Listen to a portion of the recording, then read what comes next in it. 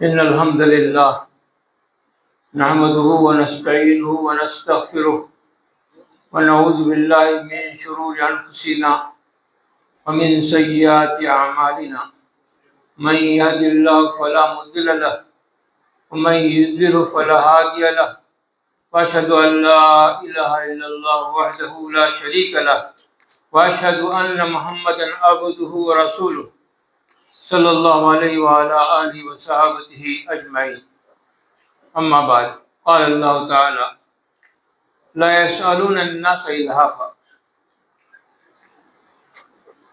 محترم حضرات،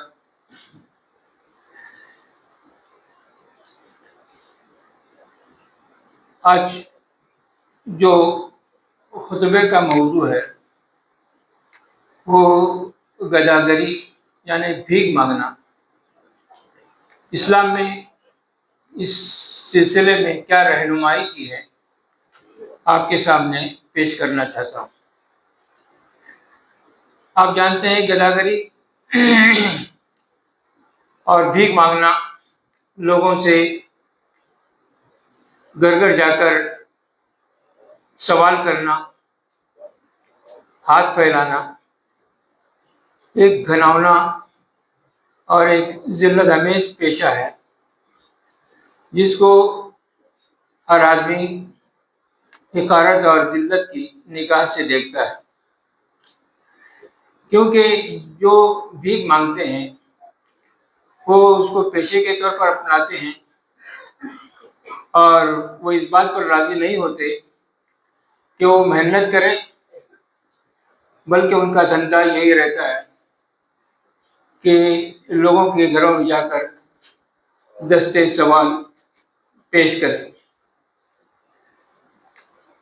محترم حضرات، یہ گداگری کا جو پیشہ ہے اور جو لوگ اس میں ملوث ہوتے ہیں وہ اپنے فن کا اس میں مظاہرہ کرتے ہیں۔ آپ دیکھتے ہیں کہ کسی کی ہاتھ پر پٹی بندھی ہوئی ہوتی ہے، کسی کے پیشانی پر پٹی بندھی ہوتی ہے، کوئی اندھا لنگڑا لولا کا روپ دھارے میں ہوتا ہے، کوئی ویل چیئر پر آ کر مائک لگا کر لوگوں کے سامنے اپنے سوال پیش کرتا ہے۔ کچھ معذور ہوتے ہیں، کچھ معذور ہونے کا روپ دھارتے ہیں، اور اس میں ہم دیکھتے ہیں کہ مردوں سے زیادہ خواتین اس پیشے میں زیادہ ملوث ہو رہی ہے، اور اس میں ایسے خاندان بھی ہیں جو ماں اپنے بچوں کے ساتھ اور پوری فیملی کے ساتھ وہ بھیک مانگتے ہیں اور اسی کو انہوں نے دھندا بنایا ہے۔ یہ لوگ کسی نکڑ پر کھڑے ہوتے ہیں، کسی مسجد کے پاس کھڑے ہوتے ہیں، کسی اچھے کاروباری جگہ پر کھڑے ہوتے ہیں اور وہاں پر ہاتھ پھیلاتے ہیں اور گھروں گھروں میں جا کر دستک بھی دیتے ہیں۔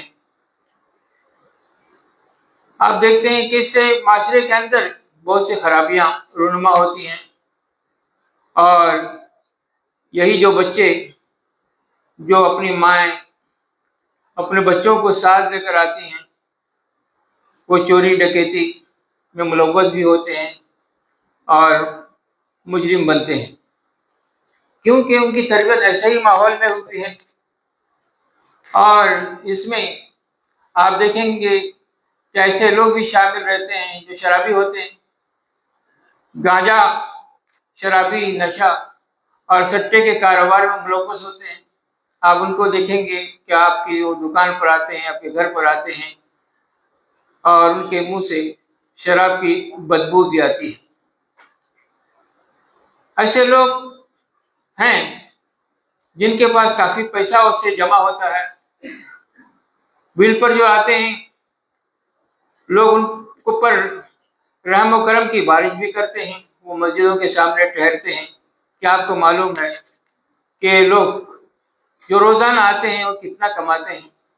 آپ ان کا اندازہ لگائیے کہ وہ کتنے رکشوں کے مالک ہوتے ہیں، کتنے گھروں کے مالک ہوتے ہیں جو کرایہ پر وہ دیتے ہیں، یہ لوگ ہوتے ہیں اور اللہ اور اس کے رسول کا واسطہ دے کر لوگوں سے خیرات طلب کرتے ہیں۔ میں ہر ایک کی بات نہیں کر رہا، بہت سے لوگ مجبور بھی ہوتے ہیں، لیکن فرق کرنا بڑا مشکل ہو جاتا ہے جب ان لوگوں کے ساتھ وہ لوگ بھی شامل ہو جاتے ہیں جو پریشان حال ہوتے ہیں، جن کے دکھ بھری داستان ہوتی ہے، وہ بھی اگر اس میں شامل ہو جاتے ہیں تو لوگ ان کو بھی نفرت کی نگاہ سے دیکھتے ہیں۔ کچھ لوگ اس میں کمال اداکاری بھی کرتے ہیں، اور کچھ لوگ ہسپتال کا بل لے کر آتے ہیں، کچھ دوائیوں کا بل لے کر آتے ہیں، کچھ تعلیمی فیس کا، کچھ بجلی کا بل لے کر آتے ہیں، اور شادی کے کارڈ بھی کبھی وہ اپنے ضرورت کے مطابق لاتے ہیں، کبھی دوسروں کے شادی کے کارڈ بھی وہ لا کر اپنی غربت کا واسطہ دیتے ہیں۔ تو یہ لوگ جو ہوتے ہیں، جو بھکاری ہوتے ہیں، وہ صاف ستھرا بھی نہیں رہتے، وہ گندے رہتے ہیں، گندے ماحول میں پلتے ہیں، پاکیزگی کا خیال نہیں رکھتے۔ تو یہ ثابت کرنا ہمارے لیے بڑا مشکل ہو جاتا ہے اس میں کون سچا ہے اور کون اس میں جھوٹا ہے۔ تو یہ لوگ جو ہوتے ہیں، اگر آپ ان کو کام پر بلائیں، محنت مزدوری کے لیے کہیں کہ ہمارے گھر میں کام ہے، تو وہ تڑاک سے نکل جاتے ہیں اور آپ کی بات سننے کے لیے تیار نہیں ہوتے، کیونکہ انہوں نے اسی کو پیشہ بنا رکھا ہے، اور آسانی سے انہیں پیسہ ملتا ہے، وافر مقدار میں پیسہ ملتا ہے، اور وہ کالونیوں کو تقسیم کرتے ہیں۔ شہر میں اس ہفتے کس دن کس گھر جانا ہے، کس کالونی میں جانا ہے، کس علاقے میں جانا ہے، آس پاس کے علاقوں میں بھی وہ جا کر بھیک مانگتے ہیں اور اسی سے اپنا پیٹ پالتے ہیں۔ کچھ مائیں اپنی جوان بیٹیوں کو بھی ساتھ لے کر آتی ہیں اور ان کو بھی اس دھندے میں شامل کرتی ہیں، اور وہ بھی اخلاقی بگاڑ کا شکار ہو جاتے ہیں، غلط کاموں اور غلط دھندوں کے اندر پھنس جاتے ہیں۔ اس طرح ان کی جوانی داغدار ہو جاتی ہے، صرف پیسوں کے لیے، رقم وصول کرنے کے لیے یہ سارا ناٹک وہ کرتے ہیں۔ تو اسلام نے گداگری کی اور بھکاری کی سخت مذمت کی ہے، اور اللہ کے رسول صلی اللہ علیہ وسلم نے بات ارشاد فرمائی ہے، قیامت کے دن وہ لوگ اپنے چہروں پر داغ اور دھبے لے کر آئیں گے۔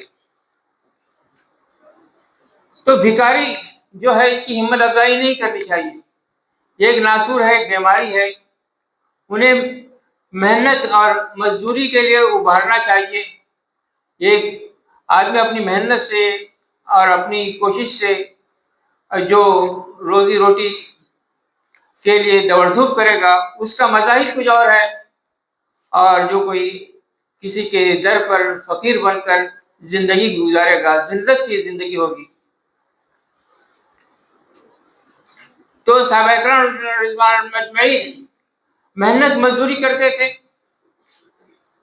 بکریاں چراتے تھے، تجارت کرتے تھے، وہ کبھی بھیک مانگنے کے لیے، دست سوال دراز کرنے کے لیے کسی گھر پر جاتے نہیں تھے۔ ایک شعر عربی کا، الرزق کالغیث بین الناس منقسم ھذا غریق وھذا یشتہی المطر یسعی القوی فلا ینال بسعیہ حظا ویجزی عاجز ومہین۔ روزی بارش کی طرح زمین پر برستی ہے اور لوگوں کے درمیان تقسیم ہوتی ہے۔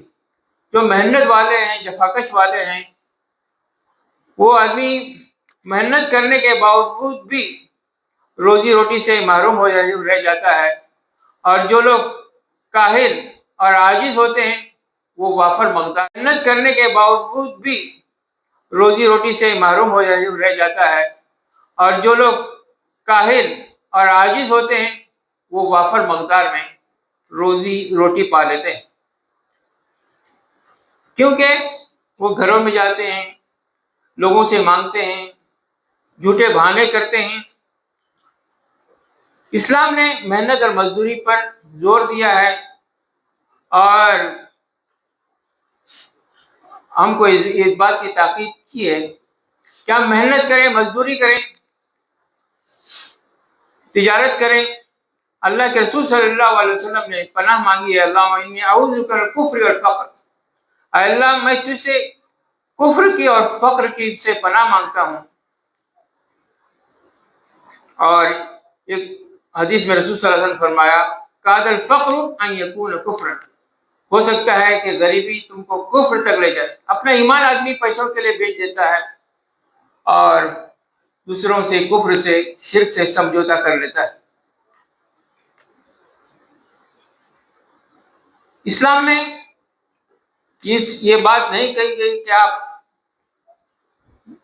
محنت نہ کریں، مسجد میں رہیں، ذکر و اذکار کریں اور اپنے شب و روز یہاں پر گزاریں، بلکہ آپ جانتے ہیں کہ ہم مسجد سے باہر نکلتے ہیں تو ہم دعا کرتے ہیں اللہم انی اسألک بالفضل، اللہ میں تجھ سے روزی اور روٹی کا سوال کرتا ہوں۔ اور سورہ جمعہ کے آیات میں ہے فَإِذَا قُضِيَتِ الصَّلَاةُ فَانتَشِرُوا فِي الْأَرْضِ وَابْتَغُوا مِن فَضْلِ اللَّهِ وَاذْكُرُوا اللَّهَ كَثِيرًا لَعَلَّكُمْ تُفْلِحُونَ۔ جب نماز ختم ہو جائے، جمعہ کی نماز ختم ہو جائے تو زمین کے اندر پھیل جاؤ اور روزی روٹی تلاش کرو۔ تو اسلام نے ہم کو روزی روٹی کی تاکید کی ہے کہ ہم محنت کریں، مزدوری کریں۔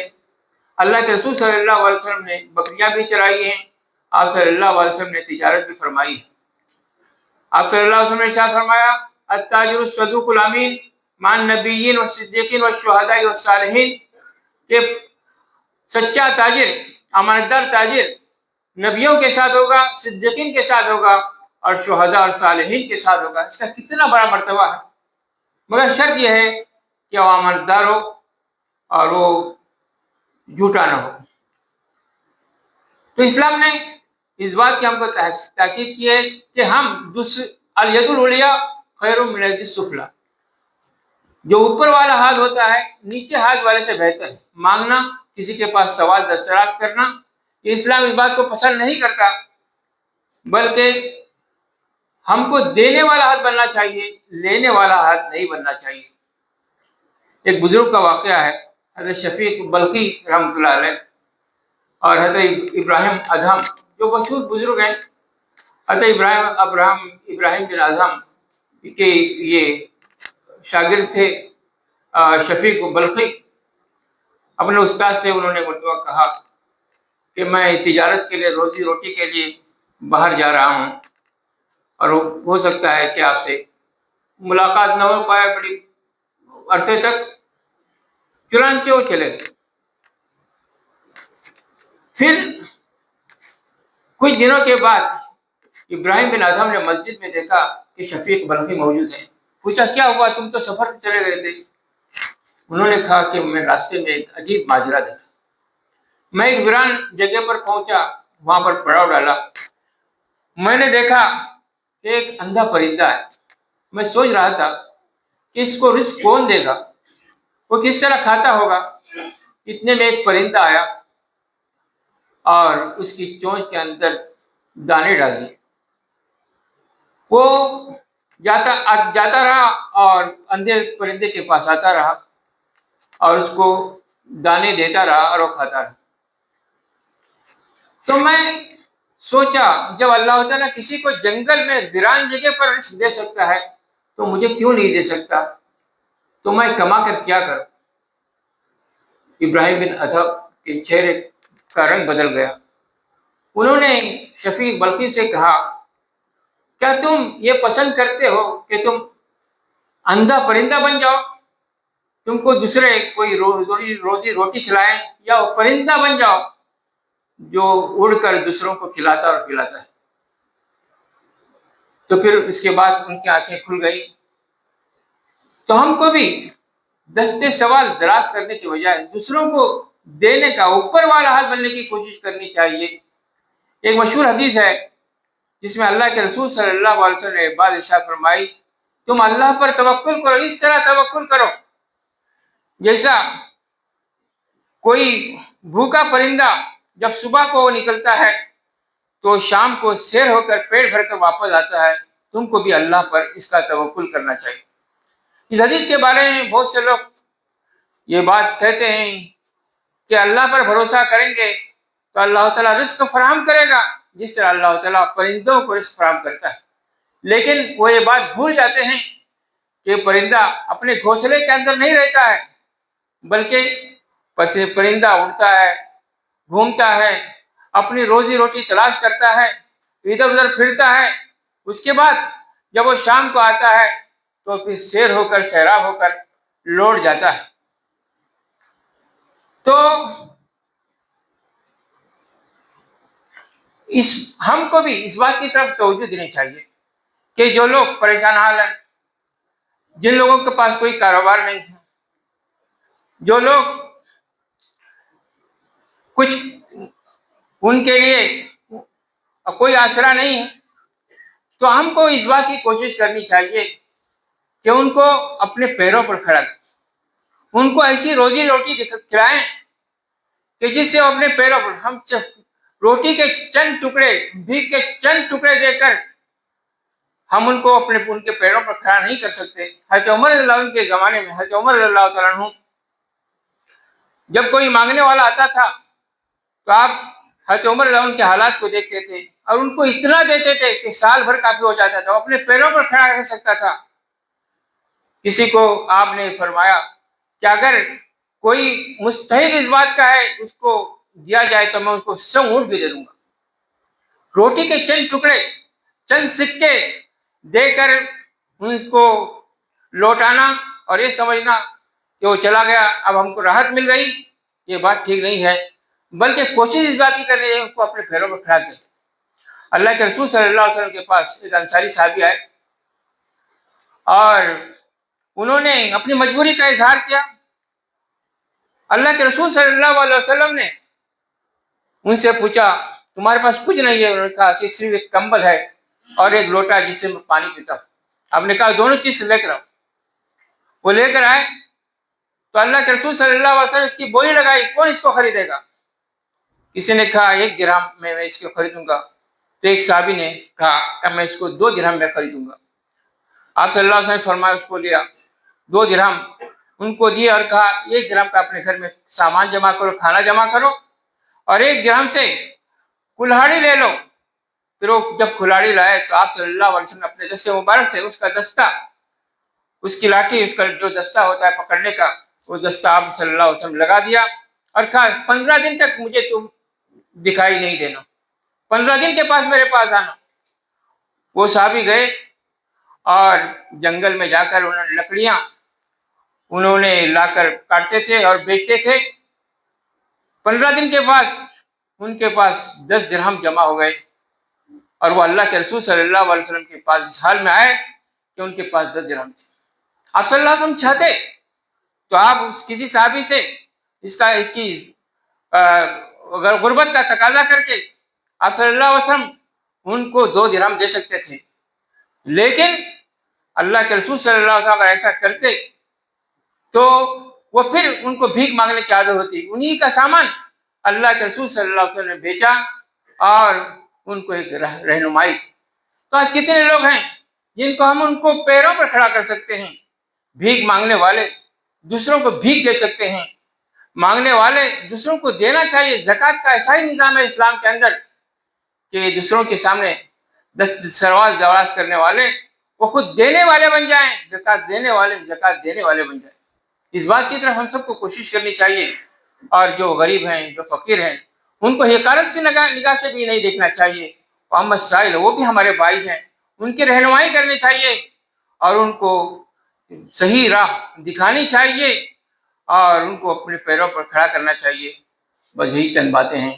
وآخر دعوانا الحمد للہ۔ الحمد لله نحمده ونستعينه ونستغفره ونعوذ بالله من شرور انفسنا ومن سيئات اعمالنا، من يهده الله فلا مضل له ومن يضلل فلا هادي له، واشهد ان لا اله الا الله وحده لا شريك له، واشهد ان سيدنا ونبينا مولانا محمدا عبده ورسوله أرسله بالهدى ودين الحق ليظهره على الدين كله ولو كره المشركون. وصلى الله تعالى على سيدنا محمد وعلى آله وصحبه وسلم تسليما كثيرا كثيرا. أما بعد، أوصيكم وإياي أولا بتقوى الله يا أيها الذين آمنوا اتقوا الله حق تقاته ولا تموتن إلا وأنتم مسلمون. عباد الله، إن ظاهرة التصور، إن ظاهرة التكفف، إن ظاهرة السعلقة منتشرة في المجتمع انتشار النار في الحشيش. ظاهرة التصور،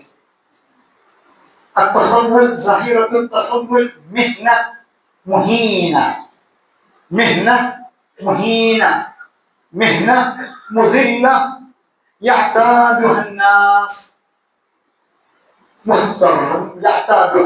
مضطرين. أين الحل في هذا؟ نرى بعض الناس يقتاتون على التصور، على السعلقة، على التكفف، على مد يد السؤال أمام الناس. هم يقرعون أبواب البيوت، هم يتطوفون في الأزقة، يتطوفون بالأزقة ويتكففون ويمدون يد السؤال أمام الناس. أين هذا؟ ظاهرة التصور، ظاهرة نحتاج إلى الحد من التصور، نحتاج إلى أن نئد هذا الشر في وأدها. ظاهرة التصور لها أسباب، ظاهرة التصور لها أسباب، منها الجرائم. حين تنتشر الجرائم وحين ينتشر الفقر هم يحتاجون، لا يجتهدون ولا يكدهون. لذا النبي يقول: كاد الفقر أن يكون كفرا، كاد الفقر أن يكون كفرا. الفقر يفضي بالناس إلى الكفر، الفقر يفضي بالناس إلى إلقاء النفس. لا تلقوا بأيديكم إلى التهلكة، لا تلقوا بأيديكم إلى التهلكة. الفقر يفضي بالناس إلى إلقاء أنفسهم للتهلكة. الفقر يفضي بالناس إلى ما لا يشتهون. وكذا هذا الفقر الذي ينتشر انتشار النار في الحشيم يفضي بالناس إلى التصبر، يفضي بالناس إلى التكفر، يفضي بالناس إلى مد يد السؤال. أين هذا؟ أولا علينا أن نحل هذه القضية، أن نؤدي زكواتنا، أن نؤدي زكاتنا، أن نشد على أيدي الفقراء. علينا أن نوقفهم على ساقهم. وهذا الشيء، الفقر، الجرائم، هذه الأشياء يفضي بالناس إلى التصور. ظاهرة التصور يقلل من أهمية البلاد، يقلل من السياحة، يقلل من جمال البلاد. هنا ينزلون، نرى في رمضان ينتشرون الفقراء، ينتشرون في الأزقة، الفقراء ينتشرون في الطرق. انظروا إلى غير المسلمين كيف ينظرون إلينا نظرة شزراء. هنا يعلمون، هنا يرون بأم أعينهم أن المسلمين لا يمدحون ولا يكدون ولا يجتهدون، هم فقط يعتادون التصور. الشريعة الإسلام والشريعة والنبي يهد من الفقر. اللهم نعوذ بك من الكسل، اللهم نعوذ بك من الفقر والكسل والمذلة ومن بين الرجال. أي إن النبي صلى الله عليه وسلم علمنا أن نعوذ بالله تبارك وتعالى من الكسل، أي التصور ينبع الفقر، وكذا أيضا التصور ينبع من الفقر، ينبع من الكسل. هذا الكسل يخل بالناس، يخل باهتمامات الناس. هذا الكسل يفضي بنا إلى الخلل، يفضي بنا إلى الخلل في حياتنا. أين نحن من هذا يا عباد الله؟ هذه المهنة مهنة مهينة، علينا أن نجتنبها غاية الاجتناب.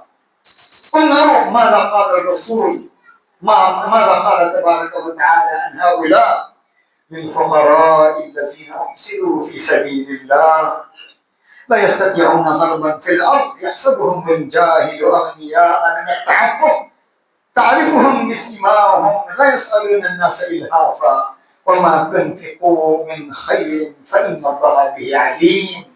انظروا إلى رجل، الوقت لا يسمح لي أن أمد النفس، إلى رجل، انظروا إلى رجل قال للشقيق البلخي، هو يريد أن يضرب في الأرض، هو يريد أن يضرب في الأرض لا للتصور بل للكسب. لما هؤلاء الصحابة يكسبون بعرق جبينهم وكد يمينهم، لا يتكفف الناس إلهافا. وهنا رجع ذلك الرجل إلى الشقيق البلخي وقص قصة الطائر الأعمى. ماذا قال؟ ماذا تريد أن تكون؟ أنت تريد أن تكون طائرا أعمى أم تكون طائرا يطعم الطائر الأعمى؟ ماذا تريد؟ انظروا هذه القصص تهدينا إلى أن نجتنب التسبل، مد يد السؤال، التكفف. وعلينا أيضا أن نوقف الفقراء على أرجلهم لكي يكتسفوا بكد يمينهم وعرق جبينهم. بارك الله لي ولكم في الوحي ونفعني وإياكم بحديث ثقلين. أقول قولي هذا وأستغفر الله لي ولكم ولسائر المسلمين من كل ذنب فاستغفروه إنه هو الغفور الرحيم.